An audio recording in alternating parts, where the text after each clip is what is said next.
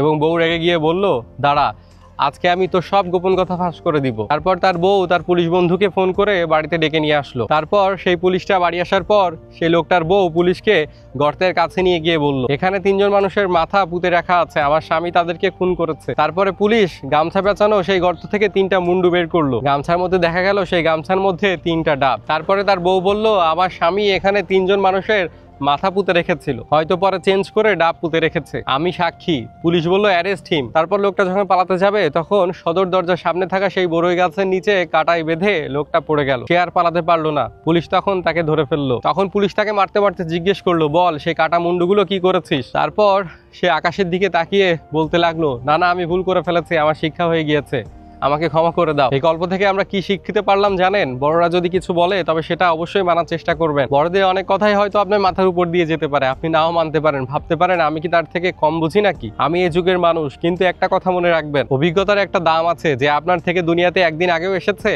তার কিন্তু এই দুনিয়া সম্পর্কে আপনার থেকে বেশি জ্ঞান রয়েছে। তাই বড়দের কথা অমান্য করবেন না। কোনো গুরুত্বপূর্ণ কাজ করার আগে অবশ্যই বড়দের পরামর্শ নিন।